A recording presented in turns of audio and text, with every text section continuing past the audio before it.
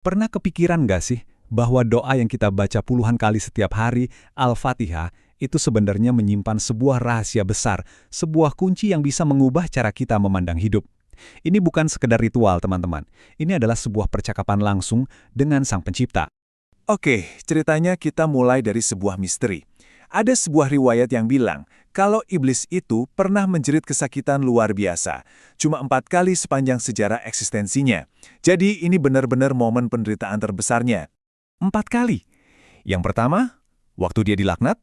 Kedua, waktu dia diusir dari surga. Ketiga, setiap kali seorang nabi diutus.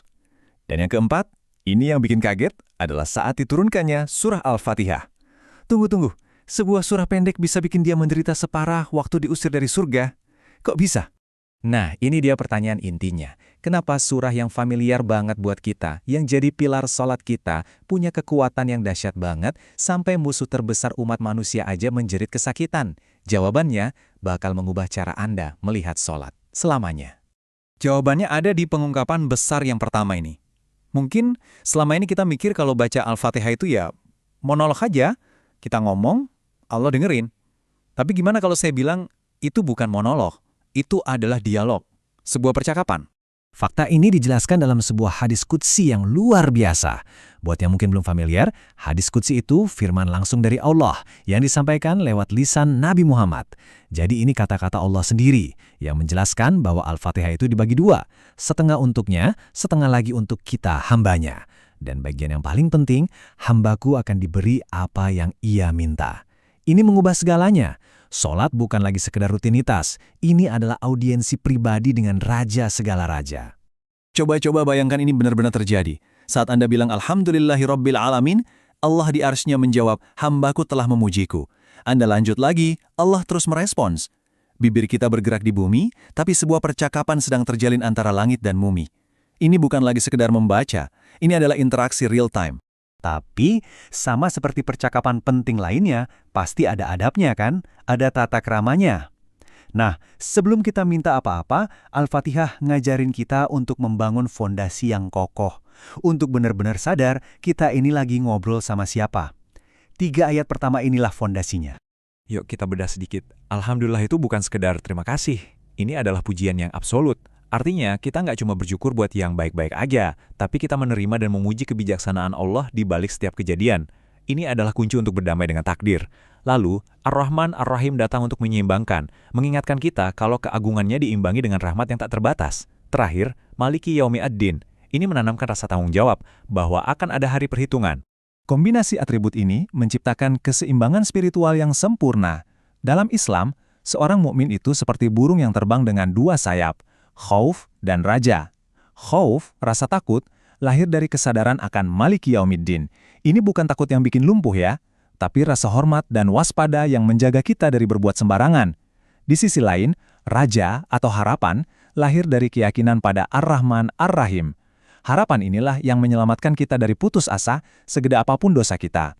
Nah, Al-Fatihah membangun kedua sayap ini dalam diri kita di setiap rakaat sholat. Oke, setelah fondasinya terbangun, kita sudah memuji, mengakui rahmatnya, dan mengingat tanggung jawab kita, disinilah titik baliknya.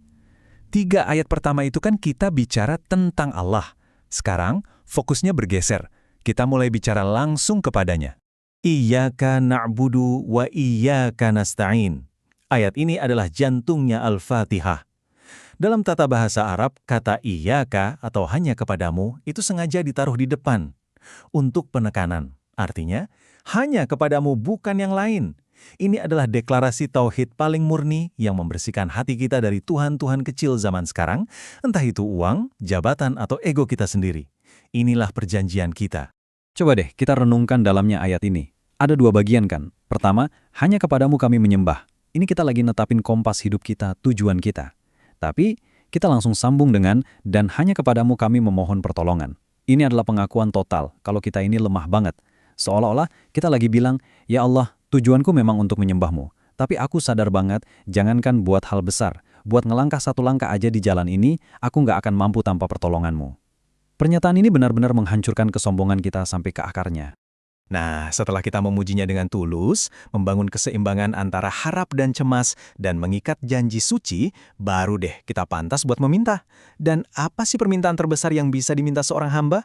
Bukan uang, bukan jabatan, bukan juga kesehatan, tapi sesuatu yang jauh lebih abadi. Ihdinas siratal mustaqim. Mungkin ada yang bertanya, loh kita kan lagi sholat, berarti udah di jalan yang lurus dong, kenapa minta petunjuk lagi? Karena petunjuk itu bukan sertifikat yang kita dapat sekali seumur hidup. Petunjuk itu proses berkelanjutan. Jalan ini kadang licin, kadang gelap, kadang banyak persimpangan. Setiap hari, setiap saat, kita butuh GPS dari Allah untuk selalu mengarahkan kita kembali ke jalan yang lurus itu. Dan jalan yang lurus ini bukan konsep abstrak yang ngawang-ngawang loh. Al-Quran mendefinisikannya dengan sangat jelas. Ini adalah jalannya 4 golongan teladan. Kita minta jalannya para nabi, yang puncaknya adalah kepatuhan total, jalannya syiddiqin, orang-orang yang jujur dan tulus, jalannya para syuhada, yang membuktikan cintanya dengan pengorbanan tertinggi, dan jalannya solehin, orang-orang soleh yang teguh dalam kebaikan. Jadi kita bukan minta jalan yang gak jelas, kita minta untuk mengikuti jejak para pahlawan spiritual ini. Tapi, biar bisa tetap di jalan yang lurus, kita juga harus tahu mana jalan yang salah kan? Nah, surah ini ngasih kita peringatan tentang 2 jalan yang menyimpang. Yang pertama, jalannya mereka yang dimurkai. Ini adalah tipe orang yang tahu ilmunya, paham mana yang benar, tapi karena sombong atau hawa nafsu, mereka sengaja menolaknya. Ini bahayanya punya ilmu tapi nggak mau tunduk. Penyimpangan kedua adalah jalannya mereka yang sesat. Kalau yang ini, kebalikannya. Mereka mungkin tulus, semangat ibadahnya tinggi, tapi mereka beramal tanpa ilmu yang benar. Mereka cuma ikut-ikutan perasaan tanpa landasan wahyu. Ini bahayanya punya semangat tapi nggak punya ilmu. Jadi jalan yang lurus itu adalah keseimbangan sempurna di antara 2 ekstrim ini. Ilmu yang diamalkan dengan penuh kepatuhan. Oke, kita udah bedah semuanya. Mulai dari rahasia bahwa ini adalah dialog, lalu fondasi pujian, perjanjian inti di tengahnya, sampai permintaan tertinggi untuk tetap berada di jalan yang lurus. Sekarang mari kita gabungkan semuanya. Gimana pemahaman ini bisa secara fundamental mengubah diri kita setiap kali kita berdiri untuk sholat? Setiap penggalan dari surah ini secara aktif membentuk karakter kita. Mengucapkan Alhamdulillah dengan penuh kesadaran akan mengurangi kebiasaan mengeluh. Merenungkan Ar-Rahman Ar-Rahim akan menghancurkan keputusasaan. Mengingat Maliki Yaumiddin meningkatkan rasa tanggung jawab. Mengikrarkan Iyyaka na'budu menghancurkan kesombongan. Dan memohon ihdina menumbuhkan keteguhan. Ini bukan sekedar bacaan, ini adalah sesi pembangunan karakter. Tapi ada satu penghalang terbesarnya, kebiasaan. Seperti kata seorang bijak, kebiasaan adalah tirai paling tebal yang menutupi kebenaran.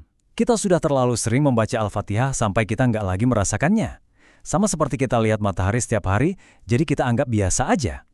Tantangannya adalah gimana caranya merobek tirai kebiasaan itu. Jadi saya tinggalkan Anda dengan pertanyaan ini. Nanti, saat Anda berdiri untuk sholat berikutnya, saat Anda takbir dan lisan Anda mulai mengucapkan Alhamdulillah, apakah Anda akan sekedar mengulang kata-kata karena kebiasaan?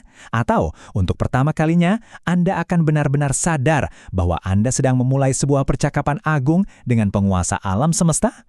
Pilihannya ada di tangan Anda.